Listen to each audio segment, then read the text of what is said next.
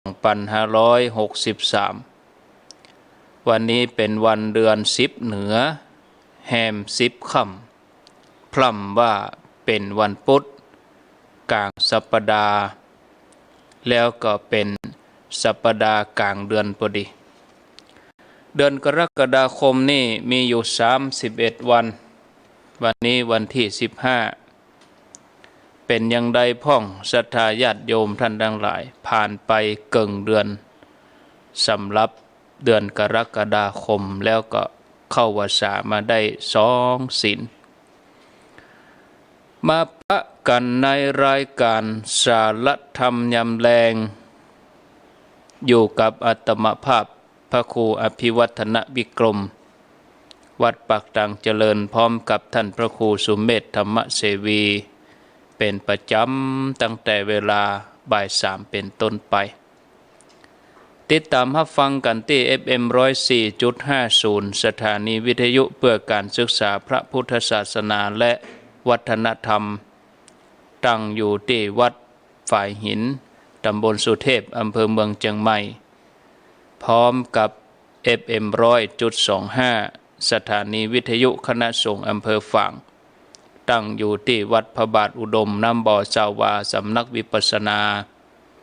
บัดแต่นั้นกติ FM 89.50 บ้านทุ่งเรดิโอ 89.50 บ้านทุ่งเรดิโอตั้งอยู่ที่บ้านป่าซักตำบลบ้านกลางอำเภอสันปะตองจังหวัดเชียงใหม่แล้วก็ที่ FM 88.25 สถานีวิทยุพระพุทธศาสนาวัดศรีปันเงินตำบลยุวาอำเภอสันปะตองจังหวัดเชียงใหม่เป็นประจำกู้วันพุธเวลาบ่าย3 ถึง 5 โมงแรงที่ 88.25 ต่างเมืองน่าน 91.50 วิทยุชุมชนคนนาน้อยแล้วก็ที่ 106.25 สถานีวิทยุมนเสียงธรรมตั้งอยู่ที่อำเภอแม่แจ่มจังหวัดเชียงใหม่แล้วก็ที่ 98.75 คลื่นธรรมะของชุมชนตั้งอยู่ที่วัดห้วยตองซัก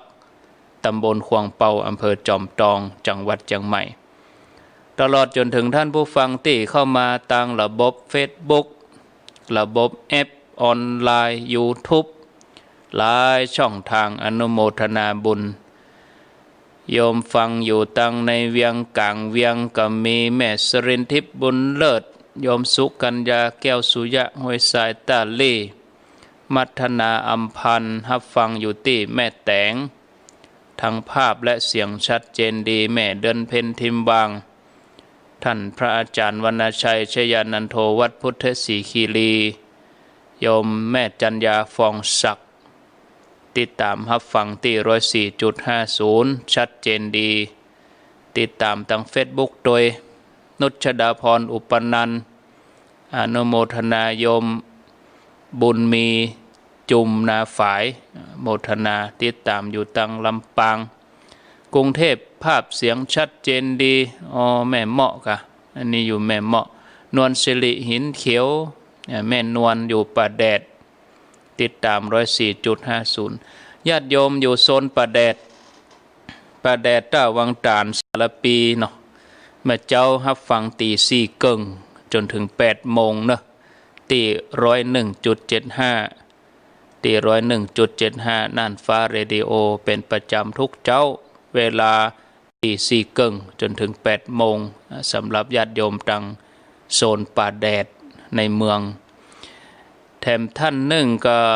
หลายคนหลายท่านอยู่สันน้ำเมงสันทรายกรดาศรีปันดิตอนุโมทนาเจ๊แจ่มใสฟังในรถจะกลับแล้วกลับจากต่างจังหวัด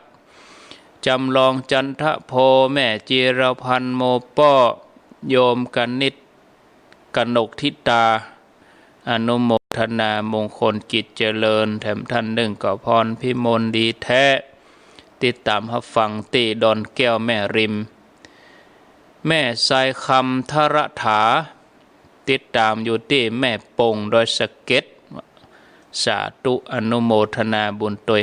วันนี้ได้หันรูปตนเดียวเนอะญาติโยมเนาะบางท่านว่าโห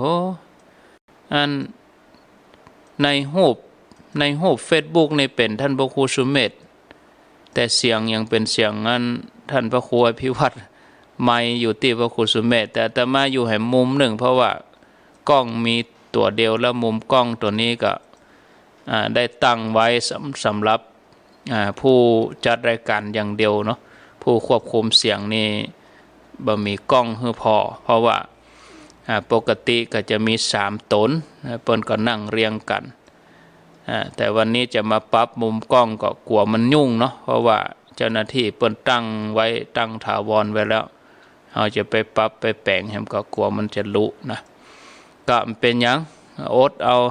ในสัปดาห์หน้าก็คงจะได้หั่นกันละได้หั่นถึง2ตน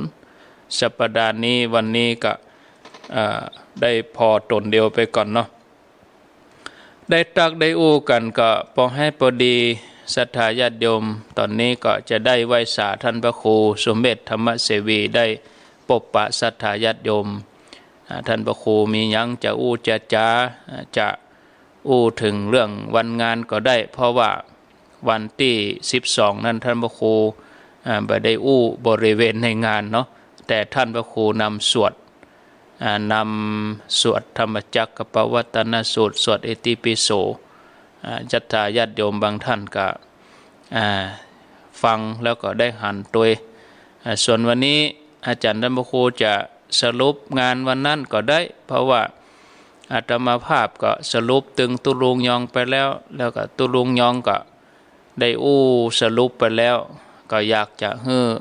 ครูบาอาจารย์ได้อู้นะในวันงานบรรยากาศวันนั้นเสียสักเล็กน้อยก่อนที่เขาจะได้เข้ามาสู่สาระธรรมะสิ่งละอันพนน้อยที่จะได้มอบให้ศรัทธาญาติโยมก็มีหลายท่านเข้ามาเนาะเข้ามาเรื่อยๆอาตมาก็จะตักไปเป็นระยะอันนี้โยมอยู่เวียงปะเป้ากรดาแม่ดาวเรืองวงวันอยู่ห้องนอดการทิชาเนิดกระโทกแล้วก็แม่หลวงสายฝนจันกุณเยาวเรศนางเมาะนุชชัยแก้วอยู่ตาตอนแม่อายฟังชัดเจนดีอนุโมทนาอันนี้อยู่เวียงปะเป้าเนาะบ่ได้พิมพ์ชื่อเข้ามาพยอมชัยเปงอยู่สันทรายชัดเจนดีรำจวนละอองติดตามอยู่สันทรายโยมป้ออนุวัตรศรีรัตน์อยู่หนองจ้อมสันทรายได้ติดตามเข้ามาทาง Facebook แล้วก็ฝากแชร์ไปตัวนะแชร์ให้เจ้าหมู่ได้พอด้วยเนาะสำหรับท่านที่เข้ามาทางระบบ Facebook มีศรัทธาทางเราบ่คงตัวอนุโมทนาต่อไปนี้บ่ให้เป็นการเสียเวลาขอกลับไหว้สาครับท่านพระครูสมเด็จธรรมเสวีครับนิมนต์ครับขอนอบน้อมเอากุลแก้ว3ประการมาเป็นที่จังที่เปิ่งที่ระลึกกราบคารวะครูบาอาจารย์ทุกรูป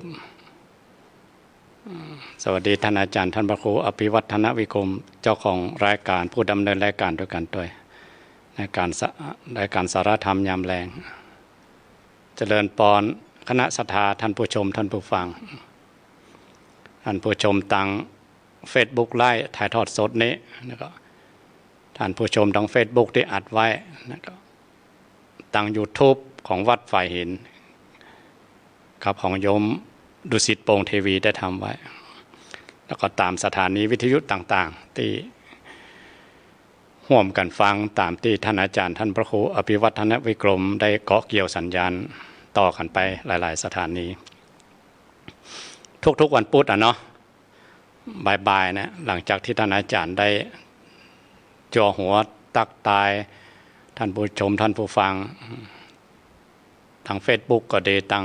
สถานีมาเจอกันทุกบ่ายๆนะที่ท่านอาจารย์ก็บอกว่าบ่ายๆมันเป็นชั่วโมงปราบเซียนมันง่วงใครรับห้อง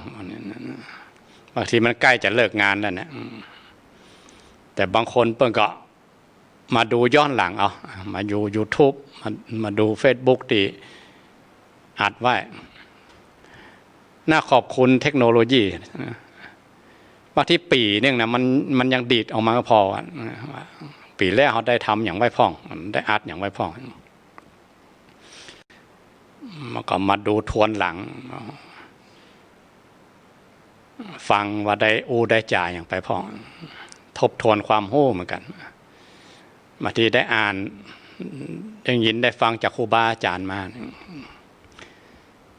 คำว่าอตีตาลมนี่เป็นถ้าพูดถึงภาษาอย่างหนึ่งว่าอนุสติระลึกอย่างที่อาจารย์ท่านพระครูอภิวัฒนวิกรมเกริ่นไว้ตะกี้ว่างานบุญที่วันที่12ที่ผ่านมาเอาเป็นอนุสติระลึกย้อนหลังไปมันก็ผ่านสดๆร้อนๆมาที่ครูบาอาจารย์หลายตนนั้นศรัทธาอาจจะหู้จักศรัทธาสนักครูบาอาจารย์ก็บอกหู้จักคณะศรัทธาเสี่ยงไผ่เป็นไผ่พะหู้บางทีศรัทธาก็จะมุ่งตรงไปหาตู้เจ้าตนใดตนหนึ่งแล้วก็ทำลายต้นแล้วก็ตู้เจ้าทำมุ่งตรงไปหาศรัทธาคนใดคนหนึ่งมันก็บ่เหมาะเนาะมันหน้าหมู่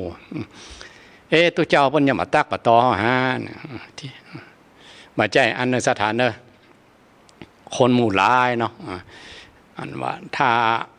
สมมุติว่าครูบาอาจารย์ไปกับคณะศรัทธาคนนั้นคนเดียวไปตักไปตอคณะศรัทธาคนเดียวแล้วก็คนอื่นเนาะเป็นร้อยเป็นพันเป็นนั่งกันเป็นหมู่เนาะมันงานอย่างนี้มันก็บ่เหมาะเนาะมันก็กับเป็นรวมๆไปคณะศรัทธาทั้งหลายเนาะครูบาอาจารย์ประกันนั่งกันเป็นแถวแล้วก็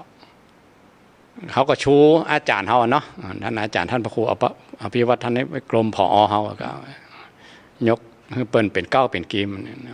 พอเขาทั้งหลายก็เป็นลูกพ่วงมันก็ต้องมีคนนำบุญอย่างคนหนึ่งคนนำบุญจะจี้ไปทางใดพอเขาทั้งหลายลูกพ่วงก็ตามอาจารย์เพิ่นว่านะน่าชื่นใจน่าชื่นใจในงานบุญครั้งนี้นะท่านอาจารย์วิศวะนี่เพื่อนคงจะปลื้มขนาดไหนบอกว่าละงานครั้งแรกของเพื่อนเนาะก็ได้ยินข่าวว่านะว่าบางคนก็ว่าอย่าเตรียมอย่างมาล่ำมาเหลือใครจะมาเนาะแต่เกินคาดเกินคาดว่าคณะศรัทธามาเต็มวัดเต็มว่าแล้วตอนสวดธรรมจักรเหมือนกันก็ครูบาอาจารย์ก็สวดได้กันหมดเนาะท่านอาจารย์พันพระครูอภิวัฒนวิกรมก็จี้มาเอาน้ำสวดหน่อยพระผู้หลักผู้ใหญ่ก็มีเลยขออนุญาตหลวงพ่อเนาะหลวงพ่อพระครูปฏิภาณธรรมทินหลวงพ่อขออนุญาตครับผมขออนุญาตนำเนาะนะครับแล้วก็พอดีมันกลับไม้3 คน ก็เลยขออนุญาตกับโยมที่เป็นสวดได้กับอาจารย์ท่านอาจารย์มหาว่าถ้าไม้3 ตัวนี่มันเสียงจังหวะมันขึ้นลงบางทีมันหยุดมันบ่พร้อมกันมันเสียงมันจะตีกันภาษาสวดไปมันขอใจไม้เดียวแล้วก็คณะศรัทธาคลอกันไปขนาดสวดครั้งแรกหรือปะกันครั้งแรกสวดธรรมจักรด้วยกันเสียงมันเหมือนเข้ากันล่องๆวันๆเนาะจะขึ้นจะลงจะเอื้อนอย่างที่ไหนขนาดครั้งแรกขนาดนั้นนะถ้าสวดด้วยกันอย่างสวดธรรมวัดเจ้าวัดแรงถ้าสวดด้วยกันเป็นปีๆมันจะม่วนขนาดไหนเนาะจังหวะจะโคนเสียงธรรมที่มันหึ่มก่อนที่สวดก็คือคณะศรัทธาทั้งหลายน้อมนึกถึงพอเสาอากาศได้หนึ่งหรือน้อมนึกถึงพุทธรูปพระบทพระบาทพระธาตุเจดีย์ซึ่งเป็นอนุสติเป็นภาพไว้ในใจอาศัยกุลแก้ว3 ประการแผ่พลังไปคนไหนได้ยินได้ฟังคลื่นออกจาก104นี้คนได้เลื่อมใสในกุลแก้ว3 ประการคนที่บ่เลื่อมใสก็มีความเลื่อมใสคนเลื่อมใสแล้วมีความเลื่อมใสยิ่งขึ้นไปมุมมองอย่างอื่นก็บ่ได้พออย่างเนาะเพียงแต่ว่าท่านอาจารย์มอบหมายให้ว่าน้ำสวดก่อนน้ำสวดไปแต่ว่าหันศรัทธาที่พวกเขาทั้งหลายมาห่วมปุ้นห่วมกินห่วมตานกันมันม่วนน่ะที่บอกว่าเป็นอนุสตินะพวกเขาทั้งหลายนึกภาพบุญอย่างนี้ในนักธรรมทัศนานุตตริยะการหันนั้นยอดเยี่ยมหันคนศีลคนธรรมหันคนมากินมาตานได้ยินเสียงไหว้พระสวดมนต์ ท่านอาจารย์ท่านบอกว่าเนี่ยมันยุคโควิดแต่ๆนะเนี่ยมันเพิ่งจะซาเพิ่งจะผ่อนคลายกันมาพ่องเนี่ยศรัทธายังมากินมาตานมาหอมกันรวมกันท่านอาจารย์ว่าเงินหอมกันหมดถึงกล้าของกล้าอย่างเกือบ400,000ขนาดหอมกับคน10 บาท20 บาทนะเนาะนะครับเคยอู้กันเหมือนกันว่าอาจารย์ว่าถ้าเงินโยกมาเป็นหมื่นเป็นแสนเนี่ยบางทีมันคนเดียวเนาะมันศรัทธาอันยิ่งกว่าคนเดียวแต่ถ้าศรัทธาของคนหมู่หลายเนี่ยเงิน10เงิน20เงิน100เงินปันที่มาร่วมกันเนี่ยมันเป็นเงินของพลังเกิดจากศรัทธาที่มาร่วมกันเนี่ยตัวก็มาตัวยังมาปอกมาปักต้นกันตัววันก่อนอาจจะเป็นแรงงานเขาอาจจะเป็นเงินเก็บเงินออมเขากันมาควักมาหอมกลิ่นหอมตานั้นกลายเป็นบุญไปบุญส่วนนี้ถ้าเทียบว่ามันบุญอันใหญ่อะบุญใหญ่ว่ากลายเป็นธรรมทานครูบาอาจารย์แต่ละตนที่มาออกวิทยุเนี่ยครูบาอาจารย์ก็ฮื้อธรรมทานโดยตรงเนาะเพราะครูบาอาจารย์เพิ่งได้ห้ามได้เฮียนมาแล้วก็สามารถจะฮื้อธรรมทานโดยตรงได้แต่ศรัทธานี่ก็ถึงแม้เขาบัดฮื้อธรรมทานโดยตรงแต่ฟันเฟืองเป็นส่วนหนึ่งที่เขามีโอกาสได้ร่วมกินร่วมทานกันเสียงออกไปแวบเนี่ยเขาปลื้มใจเนอะว่าเสียงที่ออกไปเนี่ยเขาเป็นส่วนหนึ่งที่เขามีส่วนที่ช่วยให้ครูบาอาจารย์นำความสะดวกให้ครูบาอาจารย์ได้เผยแผ่ธรรมของพระองค์กระจายออกไปอย่างที่อูเบื้องต้นเมื่อกี้เนาะถ้าคนมันบ่เลื่อมใสถ้าคนใดคนหนึ่งต่ำบ้านใกล้เรือนเคียงหรือคนใกล้เคียงได้ฟังหมอละก็มันฟังจนเลือดหูจนเป็นอาจินกรรมไปฟังไปยังความเลื่อมใสให้เกิดหรือคนที่มีความเลื่อมใสน้อยฟังไปความเลื่อมใสก็ยิ่งขึ้นไปหรือคนมีความเลื่อมใสนักอยู่แล้วจนถึงขั้นจะเอาไปประพฤติปฏิบัติทำให้เกิดให้มีขึ้นมาเนี่ยน่าจะเป็นบุญขนาดไหนสำหรับพวกเขาทั้งหลายที่เขาได้ร่วมสร้างกันนี่เนาะก็ขออนุโมทนาบุญทุกคนที่คณะศรัทธาทั้งหลายบางคนมาได้ไปหอมมาก็ดีหรือคนที่ได้ไปได้ถึงหอมโดยไปโดยได้สวดธรรมจักรได้สวดพุทธคุณร่วมกันตัวได้ยินปอนจากครูบาอาจารย์หลายตนหึมม่วนบุญเนาะบุญนี่บ่หายไปไหนในสถานเนอะเป็นอนุสติฝังลึกไว้ในจิตในใจครับหรือแม้เขาจะลืมไปแล้วแต่บุญนี่บ่หายฝังไว้ในจิตในใจครับเหมือนกับคล้ายๆเมมโมรี่คอมพิวเตอร์นะอย่าง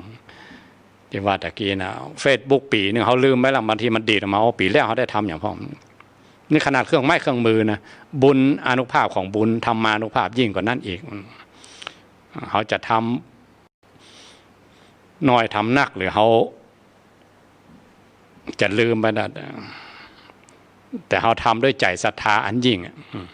บุญนั่นก็ยังมีอยู่ระลึกดูเอามาเป็นที่เปิ่งที่ระลึกได้ช่วงแรกก็ปะกันตัวอีกก่อนเนาะวันนี้จะจากันไปอย่างไรขอท่านอาจารย์ได้ตั้งหัวข้อธรรมะว่าอาจจะกันไปตั้งได้ค่ะที่มณฑลอาจารย์ครับศรัทธาญาติโยมได้พบปะกับท่านพระครูสุเมธธรรมเสวีเป็นที่เรียบร้อยตอนนี้เวลาบ่าย3:00กับ26 นาทีก็มีเวลาอยู่กันสถานีแรกนี่ก็ประมาณแถมสักครึ่งชั่วโมงเนาะเพราะว่าบางสถานีที่เปิดฮับไปจนถึงเวลา 17 นาฬิกาหรือว่า 5 โมงแรงก็มีแล้วก็มีแถมสถานีที่เปิดฮับถึงเวลา 4 โมงก็คือ 89.50 ทุกวันละ1 ชั่วโมงแล้วก็มาเจ้าก็ตีห้าถึง 6 โมงสำหรับ 89.50 ก็จะใช้เวลาเกินชั่วโมงนี้ได้ยกหัวข้อธรรมขึ้นมาอธิบาย ศรัทธาญาติโยมท่านผู้ฟังได้รับฟังร่วมกัน วันนี้ก็จะอู้ถึงเรื่องศรัทธาศรัทธานี่มีหลายอย่างตามความเข้าใจทั่วไปศรัทธานี่ก็แปลว่าความเชื่ออย่างที่เวลาอาตมาภาพเขาอู้กับญาติโยมก็ว่าศรัทธาศรัทธาอีนะศรัทธาบ้านนั่นศรัทธาบ้านนี้เวลาไปกินไปตาลเนี่ยคำว่าศรัทธานั้นก็คือความเชื่อแต่ในที่นี้ก็จะอู้ถึงเรื่องความเชื่อที่ประกอบด้วยเหตุผลเชื่อต้องมีเหตุผลเหตุผลนั่นก็คือปัญญาเนาะศรัทธาแล้วก็มีปัญญาศรัทธาที่จะยกขึ้นมาอู้นี่ก็อยู่ในธรรมหมวด4มีตึงหมดอยู่4ข้อก็จะฮื้อหัวข้อไว้แล้วก็จะได้กราบนิมนต์ท่านพระครูสมเด็จธรรมเสวีได้อธิบายแต่ละข้อละข้อโดยระยะเวลาประมาณ30นาทีแล้วชั่วโมงหลังเขาก็ก้อยมาสนทนาแล้วก็เปิดสายศรัทธาญาติโยมทั้งหลายได้โทรศัพท์เข้ามามีส่วนร่วมว่าญาติโยมพอจะเข้าใจในหัวข้ออันใดช่วงแรกที่ท่านพระครูเปิ้นอธิบายก็ญาติโยมก็พยายามที่จะทำความเข้าใจแล้วก็อันใดที่มันถูกต้องตัดแม่นตามความศรัทธาตามที่ตัวเองเข้าใจเราก็ได้เอามาอู้กันเนาะอันที่1กรรมศรัทธาก็เขาคือเชื่อเรื่องกรรมเชื่อกฎแห่งกรรมอันนี้คือกรรมศรัทธาเชื่อว่ากรรมมีอยู่แท้กรรมมีอยู่จริงเชื่อว่าเมื่อทำอันอย่างโดยเจตนาไปก็มันก็เป็นกรรมเนี่ยนะแล้วกรรมเดียวก็ค่อยมาฟังว่ากรรมศรัทธานั้นจะมีความหมายกว้างขวางไปในหมอกใดอีเนาะอันที่2วิปากศรัทธาเชื่อเรื่องวิบากวิบากก็คือผลของกรรมนะเมื่อเราทำไปแล้วเราจะต้องได้รับผลอย่างใดผลของกรรมมีแต่ก็ได้รับอย่างใดถึงกรรมดีกรรมชั่วถึง2อย่างนี้อีนะอันที่3กรรมสกตาศรัทธาเชื่อว่ากรรมเนี่ยสัตว์ทุกตัวทุกตนมีกรรมเป็นของตัวเก่าบอกว่าคนบอกว่าสัตว์เชื่อว่าแต่ละคนแต่ละท่านแต่ละสรรพสิ่งนะบอกว่าคนว่าสัตว์มีกรรมเป็นของตนอันนี้เขาต้องเชื่ออย่างอี้กลัวที่เขาจะมีความเชื่ออย่างอี้ได้นี่มันต้องมีอย่างก่อนมาแต้มว่าจะมาเชื่ออย่างอี้เลยมันก็เป็นไปแบบใดบางคนก็ปฏิเสธนะอย่างคนที่เปิ้นเกิดมาปุ๊บเปิ้นพร้อมเลยเปิ้นพร้อมเลยเปิ้นก็บ่เชื่อว่ากรรมอย่างจะมีแต่เพราะว่าตัวเองบ่ได้ประสบนะอันที่4สุดท้ายตถาคตโพธิศรัทธาตถาคตโพธิศรัทธาก็คือเชื่อความตรัสรู้ของพระพุทธเจ้าเชื่อมั่นในองค์กุลของตถาคตเชื่อว่าพุทธองค์นั้นมีพุทธคุณพระองค์ตรัสรู้เองได้โดยชอบก็คือมนุษย์เฮาถึงวันนี้ถ้าหากว่าฝึกฝนอบรมตัวเองดีก็จะมีความศรัทธาและมีความเชื่อแล้วก็เชื่อมั่นในการตรัสรู้ของพุทธเจ้าศรัทธาถึง4อย่างเนี้ยญาติโยมทั้งหลายก็จะได้มาฟังกันว่าเป็นจะใดเนาะต่อไปขอกราบนิมนต์ครับอาจารย์ท่านพระครูสมเด็จธรรมเสวีครับในเวลาเกินชั่วโมงนี้เนาะถึง4ข้อครับขอกราบนิมนต์ครับก็สุมานะสนทนากันเด้อไม่ใช่อู้ตนเดียวเนาะเรื่องศรัทธานี่เขาต้องขีดเส้นนะ2อย่างเลยของปุถุชนอย่างหนึ่งของพระอริยเจ้าอย่างหนึ่งของปุถุชนนี่ก็เรียกว่าศรัทธาที่งอนแง่นคลอนแคลนอยู่บัดตั้งมั่นแต่เถอะต้องปลูกใจต้องสร้างต้องทำขึ้นมาและของพระอริยเจ้าเรียกว่าอจลศรัทธาศรัทธาที่ตั้งมั่นแล้วเป็นตัวศรัทธาไปแล้วครับบัดต้องปลูกบัดต้องสร้างเนี่ยเป็นไปแล้วเนี่ยเป็นศรัทธาที่บังงอนแง่นคลอนแคลนตั้งมั่นในกุลแก้ว3ประการต้องแยกอย่างอินเนอร์เรื่องกรรมกับผลของกรรมข้อ1กับข้อ2เนี่ยขอยกชาดกหน่อยเนาะว่ามีนกแขกเต้า2ตัว เกิดจากหางเดียวกันนะมีปีกกับน่องพอดีลมหลวงมาวันปัดมาหางก็ลุปิวไปตามลมไปนกแขกเต้าตัวหนึ่งปิวไปอยู่ที่โจรอยู่อันน่ะโจรหันมันก็จะเป็นบุญของนกอะเนี่ยโจรก็เอานกแขกเต้าตัวนั้นไปเลี้ยงแทนตัวหนึ่ง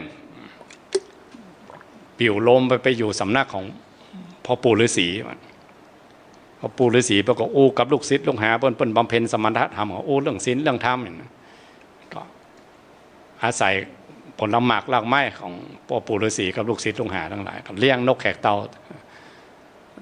นกแขกเต้าตัวพี่ตัวน้องเนี่ยเจริญเติบโตจนอู้ได้วันฟังจนนาชาดกนี่สัตว์เดรัจฉานนี่อู้ได้เนาะนี่พญาเจ้าเมืองเปิ้นไปพระพาทป่าไปป่าเสนาอามาตย์อย่างไปพระพาทป่าไปล่าสัตว์เดินดงอย่างกันตามธรรมเนียมของกษัตริย์โบราณไปอันคราวนี้ไปปะเสนกแขกเต้าที่อาศัยข้าโจรนะโอ้มันอู้เรื่องฆ่าเรื่องฟันเรื่องแทงเรื่องลักเรื่องจกอย่างนี้มันเพราะมันได้ยินถึงวันโจรมันชุมนุมก่อนอู้จ่ากันเรื่องฆ่าเรื่องฟันเรื่องทำบาปทำกรรมแล้วไปแห่งอันนี้ว่าโดยย่อเนาะไปปะนกแขกเต้าก็อย่างเดียวกันนั่นแหละเหมือนกันนะก็อู้กันเรื่องศีลเรื่องธรรมเรื่องอู้แบบเบียดเบียนกันอู้แต่ธรรมะธรรมโมว่านกแขกเต้าเหมือนกันแต่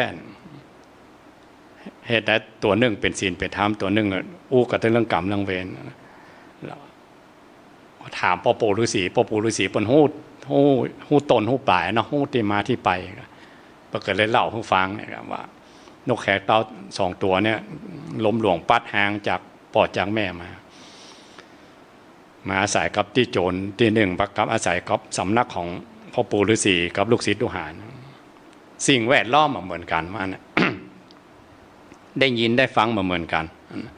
การกระทำวาจาก็เลยเหมือนกันตัวหนึ่งเป็นศีลเป็นธรรมตัวหนึ่งเป็นธรรมแล้วก็ตัวหนึ่งเป็นโจรไปอ่ะเนี่ยสำคัญเหมือนอันนี้เกิดจากการกระทำเกิดจากการสิ่งแวดล้อมทั้งที่กำเนิดมาอย่างเดียวกันแต่มาจากหางเดียวกันแต่อันนี้ไผ่เป็นคนเล่าพระองค์เล่าเองเลยนะเนี่ยแล้วพวกเราทั้งหลายเหมือนกันนะย้อนดูพวกเราทั้งหลายเอาชาดกนี่มาเป็นเกณฑ์นี่นะว่าบางทีเขาอยู่ในสิ่งแวดล้อมใดสิ่งแวดล้อมนั่นเองปาคือการกระทำตั้งกายตั้งวาจาใจเขาจะไปเป็นบาปก็ได้เป็นบุญก็ได้นะ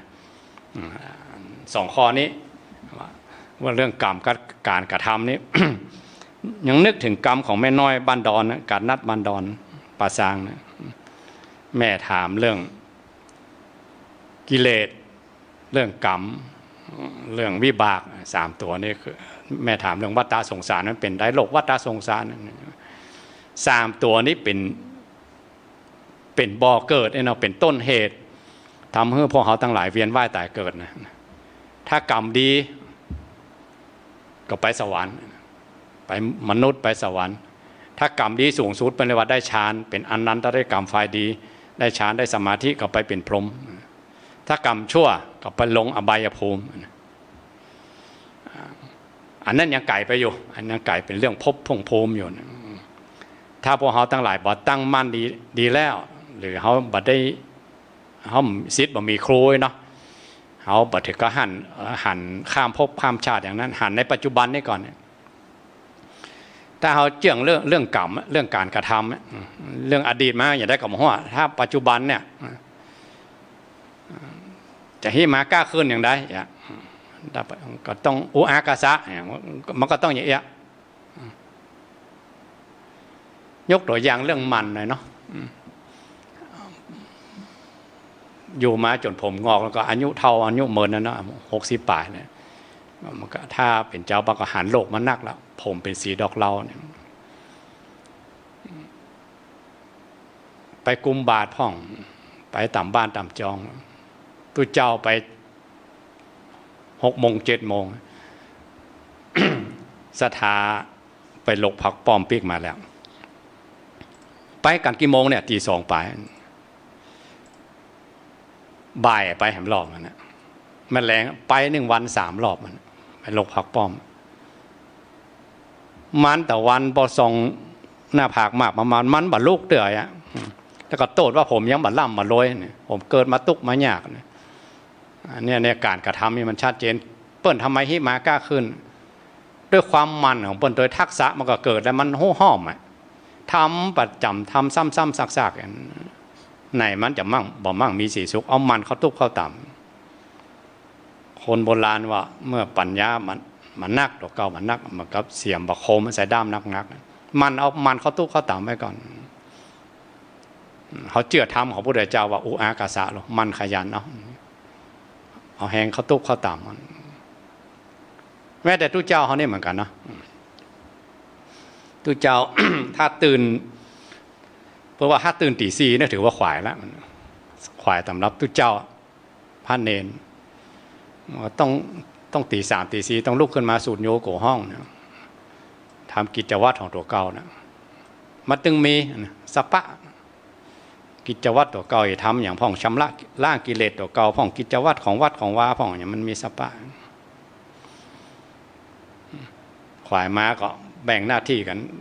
ตนจะไปทำความสะอาดกันตนจะไปกุมบาตรกันมันมีสปะมันจีต้องทำทุกเจ้าบางตน6 โมงก็ยังบ่ลูกเดือนปฏิละครั้งสถามาห้องเอิญเยอะๆมาเอาเข้ามาส่งหน่อยเรามาจมมาวัดวาอารามผมมันบ่ลุ่งบ่เรื่องนั่นมันผมมันมีศรัทธาผมมันบุญน้อยนะว่ามาแซวกันหน่อยเนาะมันก็เป็นอย่างนั้นจริงๆแล้วก็อย่าคนหนึ่งมันตื่นตี 2 ตี 3คนหนึ่งมันลุก6 โมงแล้วขวายแล้วยูยีขี้ตามาปั่นปอนศรัทธาได้มาที่เต้าเดียวกันปะหรือบางครูบาอาจารย์บางตนเดินจงกรมจะเป็นห้องวันนี้นั่งสมาธิโกนจนสุมาโกนจนด้านนะพอตาตีเนาะจนด้านเลยนะนั่งจนด้านคนนั้นเปิ้นบำเพ็ญสมถะธรรมกันจะเปิ้นจะอดทนขนาดไหนเวทนาขนาดไหนที่ต่อสู้กันมาตั้งแต่หนุ่มเท่าก็ยังไม่ย่างเลยไหว้พระสวดมนต์สุดโยก่อห้องเจริญเมตตาภาวนาเนี่ยไม่ใช่เต้าเดียวกันนะอันนี้หันชัดเจนเรื่องกรรมเรื่องการกระทำเรื่องผลของกรรมถึงเจ้าบ้านถึงเจ้าแต่มันอย่างได้จะสติปัญญาเป็นเลิศเราเป็นเลิศเพราะอันนั้นมันเรื่องของอดีตที่มันผ่านมาในปัจจุบันต้องเอามันเขาตุบเขาต่ำวัดวาอารามก็เจริญหุ่งเฮืองขึ้นมาเมื่อวัดวาจะลุ่งเรืองขึ้นมาแม้แต่ตัวตู้เจ้าเองศรัทธาเองวัดวาอารามพระศาสนามันก็เป็นหน้าเป็นตากันไปมันก็พ่วงเป็นขบวนกันไปหมดอันนี้เอาแบบโลกนี่ก่อนนะว่าอันเนี้ยถ้าเขาเชื่อเรื่องกรรมเรื่องผลของกรรมเนี่ยมันหันชัดเจนนะกรรมก็เกิดจากการกระทำมันเขาเกิดมาเพียบพร้อมอย่างนางวิสาขาแล้วเศรษฐีอันดับ 1ในสมัยพุทธกาลในไผ่คือเมนทกะเศรษฐีปุ้ยของนางวิสาขามีกล่องเดินทะเลเลยตั้งบกก็มีกล่องเกวียนเนี่ยกระจายไปทั่วชมพูทวีปหมดนะยิ่งใหญ่ปานนั้นเนาะอันนั้นเป็นคนบุญนะเป็นสร้างมานักแหละแต่ว่าเขาเกิดมาเขาบอกแล้วแต่กี้ ที่อาจารย์ตักใน Facebook ตะกี้ชื่อโยมบุญมีจุ่มนาฝ่ายก่อนเพิ่นเป็นศรัทธาที่วัดพระธาตุ5 ดวงแฟนของโยมบุญมีห้องโยมนางเนาะชื่อโยมสุรศรีเพิ่นกับลูกทางใต้มันมาน่ะคนทางอีสานทางภาคกลางมาสร้างเนื้อสร้างตัวมาใจว่านับ 1โยมบอกนับ 0มาเลยมีสักอย่างแต่โยมตั้งมั่นเรื่องบุญมันจมเชื่อบุญมันก็มันไปขยันก็ขยันไปแต่ส่วนหนึ่งโยมว่าโยมทำบุญมาขาดเชื่อบุญบารมีครูบาอาจารย์เชื่อบุญบารมีกุลแก้วสามประการบุญก็บักขาดมันก็มันก็โยมก็เลยให้มากล้าขึ้นเดี๋ยวอายุ40-50อาดาก็ตั้งตัวได้นั่น อันนี้โยมเล่าให้ฟังนะว่าไม่ใช่แค่มันแค่ขยันอย่างเดียวเบื้องหลังของการที่หิมาก้าคืนโยมเชื่อเรื่องบุญมันก็2 ข้อนี้ก็พอสมควรกับอาจารย์วันได้ครับคือกันโอ้กันเอาหมดเลยเนาะครับนิมนต์เอาหมดเลย รอบ2ก็สนทนาแล้วก็ข้อที่3เชื่อว่าสัตว์ทั้งหลายมีกรรมเป็นของตนแล้วก็ข้อที่4ก็ต้องเชื่อว่าพระพุทธเจ้านั้นตรัสรู้การตรัสรู้ของพระพุทธเจ้านั้นมีจริงครับแถม2 ข้อนะถ้าคนทำกรรมฐานได้เปิ้งคือเป็นบางส่วนนะถึงกับต้องถึงขั้นพระอริยเจ้าว่าเวลาเราทำบุญเนี่ยเปิ้งหูว่าเปิ้งคือเขาไปหาบุญเองอะเดี๋ยวเพิ่งไปหาภพภูมิต่างๆถ้าอู้อย่างเดียวว่าอย่าอดอุตรินะอันนี้ตำราเพิ่นว่านะมันจะว่าผมยังได้อย่างก็ตำราเพิ่นว่าถ้าคนทำกรรมฐานมาถึงก็ขั้นพระอริยเจ้าแค่ได้สมาธิเนี่ยอันบุญของสมาธิบุญของพุทธานุภาพธรรมานุภาพจะได้หันภพภูมิต่างๆคนทำบุญก็หันบุญดอกเก่าจริงๆคนทำบาปก็หันบาปดอกเก่าจริงๆว่าพุทธเจ้าเมื่อหันบุญหาบาปแล้วกรรมสอนพุทธเจ้าไหนอย่าไปเชื่อเพราะตัวเก่าไปหู้ไปหันมันกับจิ้มกินของกินนะมันหู้เพชรหู้เกมกินเกมก็เกมจริงๆเนี่ยเพชรก็เพชรหวานก็หวานเนี่ยถ้ามีคนใดคนหนึ่งมาบอกว่ากินอย่างนี้แล้วมันเกมนะกินนี่มันเพชรนะกินนี่มันหวานนะเมื่อตัวเก่าได้หู้จักเพชรจักเกมนะแล้วคนบอกมันก็ต้องเชื่อคนบอกด้วยอ่ะอันนี้อย่างเดียวกัน2 ข้อหลังนี่ไทยคือเชื่อกันจริงๆนะต้องประพฤติปฏิบัติธรรมพอถึงก็ขั้นพระอริยเจ้าเนี่ยแค่ถ้าว่าเขาได้ปิติได้สมาธิกรรมมันมีจริงไปจัดสรรเนาะคือไปจิ้มไปพอว่าบุญมีจริงๆกรรมมีจริงๆคนไหนทำบาปก็ลงอบายภูมิคนไหนทำดีก็ขึ้นสวรรค์แล้วก็เมื่อเชื่อข้อที่3ข้อที่4ก็พ่วงของตัวมาเพราะพุทธองค์เป็นคนบอกหรอนี่ว่าโดยย่อๆอย่างนี้เนาะอันนิมนต์ท่านอาจารย์ครับ4 ข้อเนาะครับ4 ข้อครับมีคำถาม อัน4 ข้อที่เราจะได้อธิบายร่วมกันนี่เดี๋ยวยกไปชั่วโมงที่2เนาะเพราะว่ามันต้องใช้เวลาเมินประเด็นนี้ที่ 89.5 ก็มีเวลาแถมเพียงแค่17 นาทีก็จะได้ลากัน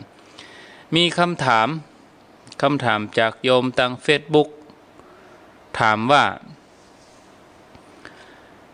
ถ้าเจ้าของมอบพระพุทธรูปมาให้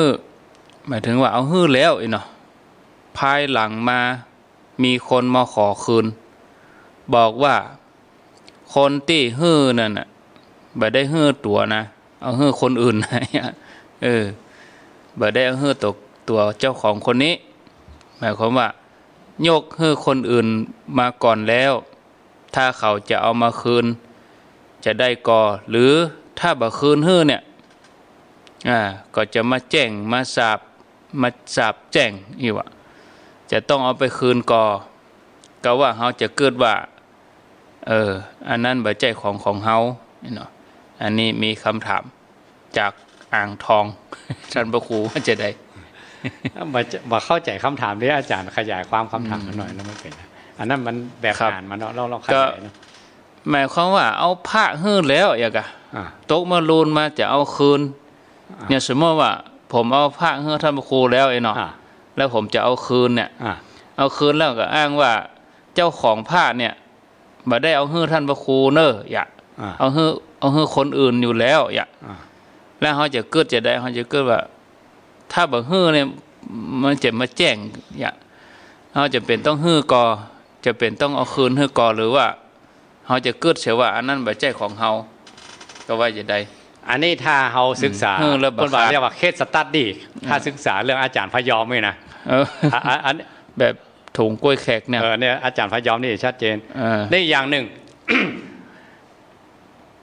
กฎเกณฑ์หรือข้อบังคับของการฮื้อตาเนี่ยเนาะคุณสมบัติอะไรหรือส่วนประกอบหรือที่การตาที่ครบบริบูรณ์เหตุใดต้องมีว่าวัตถุทายทานบริสุทธิ์เนี่ย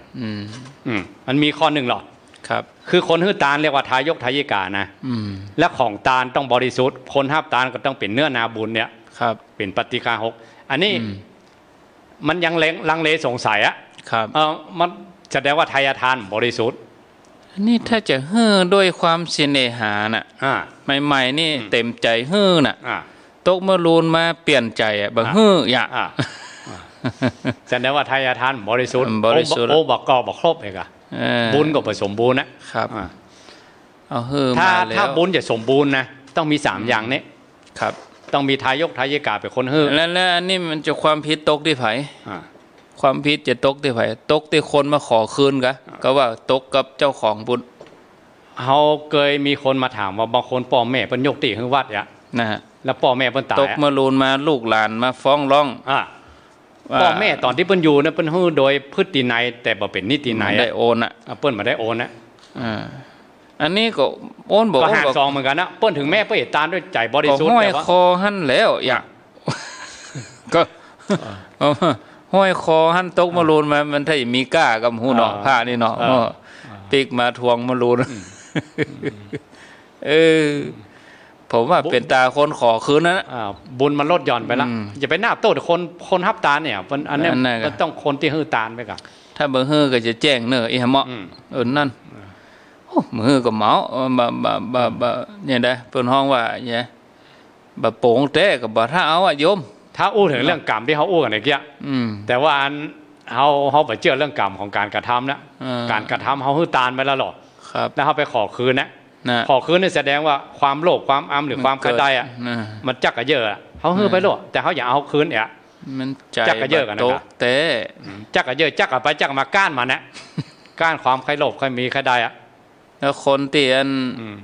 ได้รับมากับลำคาญอ่ะเนาะทวงอยู่หั่นอ่ะเอาคืนไปฮะโยมเอาคืนไปเหอะก็อะไรน้องนกจะคืนก็อะไรของน้องนกใหญ่ๆอันนี้ตามเพิ่นเล่าว่านะครับอันนี้มันกรรมแม่ของชูโชคหรอนั่นแหละชูโชคมันบอกคนขอคือคนอยากได้คนไม่ให้หน้าด้านมันเนาะก็เปิ้นอุตส่าห์ขอมาเฮ้อก็คนที่บ่เฮ้อน่ะเปิ้นอุตส่าห์ขอแล้วบ่เฮ้อมันยังมาอายผมเปิ้นขอมาแล้วมันบ่เฮ้ออันนี้แบบปรัช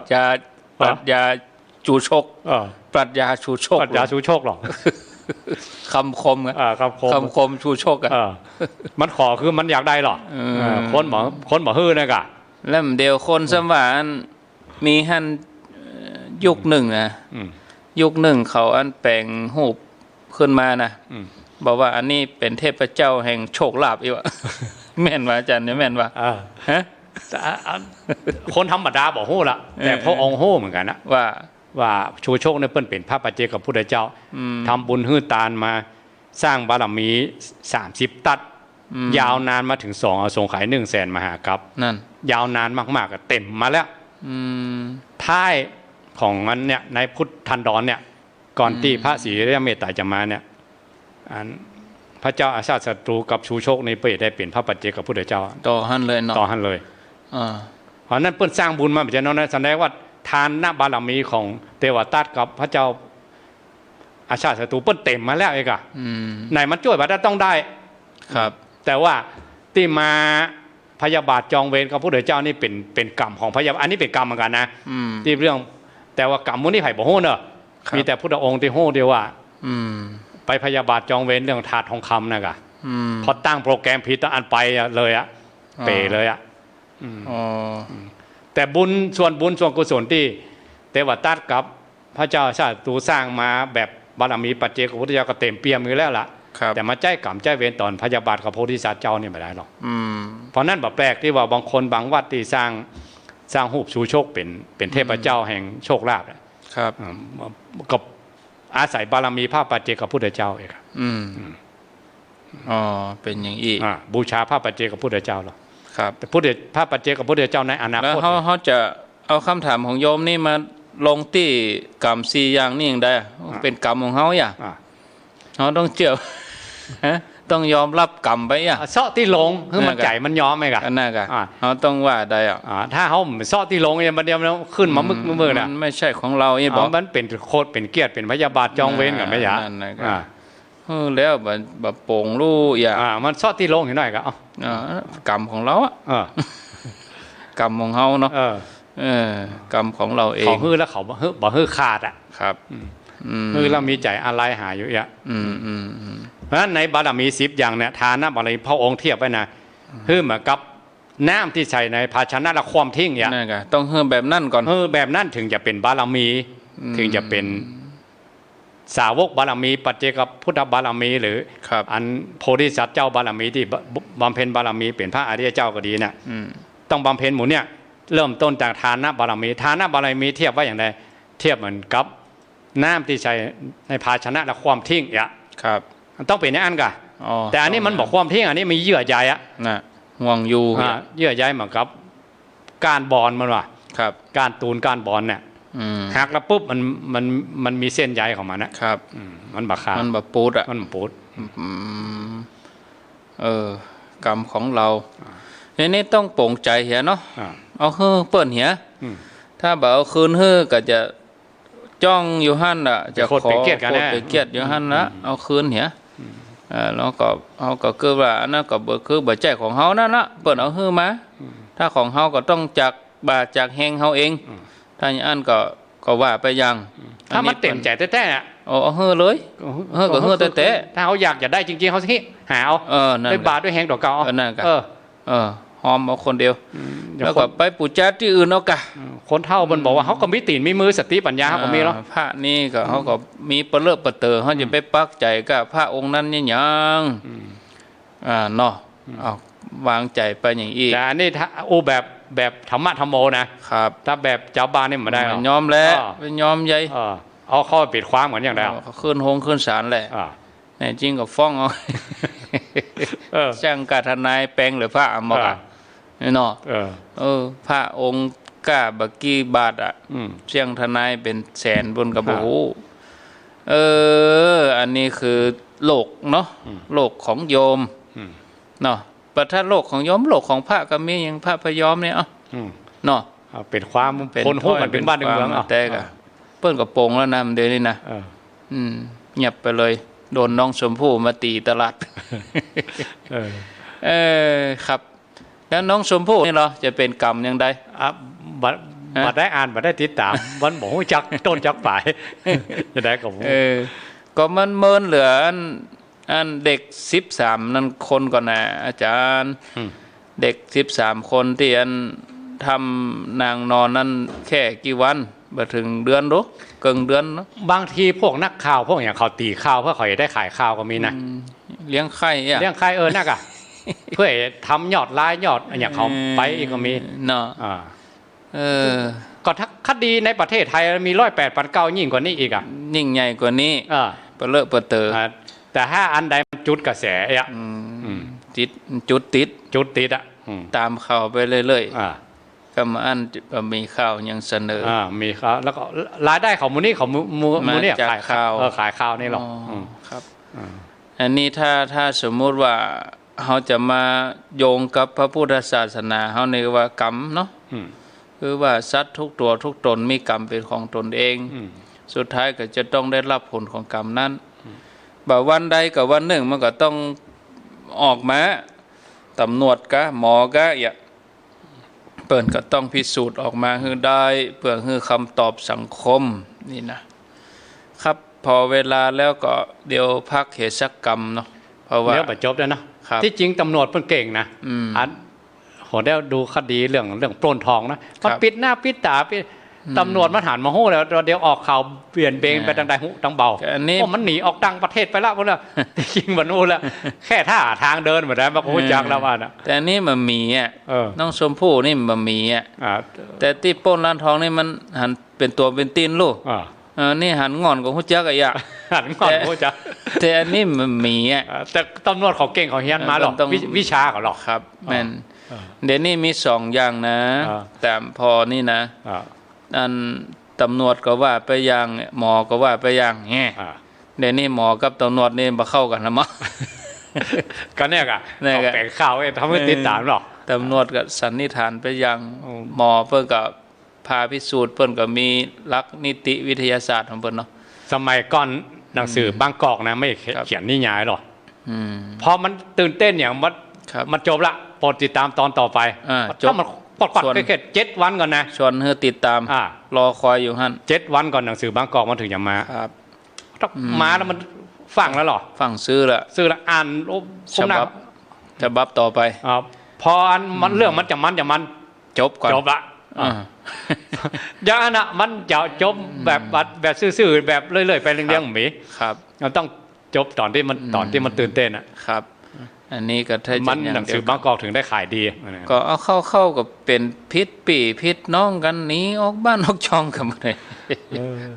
อันนี้เรื่องนี้มันจุดกระแสเตียนได้จะไปลงทัดใดเนาะคณะอาจารย์สุมาตรยังไม่จบจ้ะอาจารย์อยู่ในวัดยังมาเข้ามาถึงวัดได้หรอมันบอกปีนกำแพงเข้ามาในวัดได้เขาก็บยังเข้าห้องเก่าแต่ว่ามันข่าวมันต่อกันพอข่าววิทยุเนี่ยกะตุ้นลุงอยู่ในวัดมันยังข้ามกำแพงเข้ามาเจ้าบ้านเขาอยู่ด้านนอกแต่ว่ากับโทษกินข้าวแรงมาเปิดทีวีแล้วนะพอข่าวชมพู่เนี่ยป้าอันนี้กับเขาอู้กันแต่นะอาจารย์เขาอู้กันม่วนแต่ความรู้สึกของพ่อของแม่เปิ้นนี่ยิ่งใหญ่เหลือประมาณนะก็ไปหู้ไหนเนาะโอ้โหเปิ้นน่ะลูกนี่บิดคนหัวใจแล้วนะแล้วขี้วันมาแล้วก็เปเล่มหู้คำตอบอะเนาะน่ะแล้วบางทีเขาพูดเสพข่าวกับพูดฮื้อข่าวเนาะเอาข่าวเปิ้นมาปุ้ยี่ปุ้ยำก็มีเหมือนกันไปคนละอย่างแต่เอาพักแต่ละกำนี่ครับแฮม3-4 นาทีก็พักกำเดียวยัดยมลา 89.50 บ้านทุ่งเรดิโอก็เดียวไปปะกันช่วงที่2ต่อเจริญพร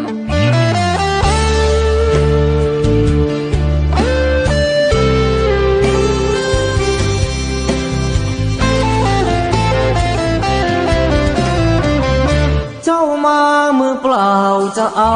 อะไรเมื่อตอนเจ้าไปเจ้าก็ไปมือเปล่าเช่นกันชื่อเสียงหยดลาบหากเอาไปไม่ได้สักอันแล้วใหญ่ยื้อแย่งแข่งขันก็ป่วยกันฆ่าฟันตัดรอนเงินทองตามส่งแค่โรงพยาบาลญาติมิตรวงวานลูกหลานส่งแค่เชิงตะกอนจะมีใครเล่าอยู่กับเรานอนเฝ้ากองฟอนวางดอกไม้จันทร์แล้วจรกลับไปนอนบ้านใครบ้านมันใหญ่ขับฟ้า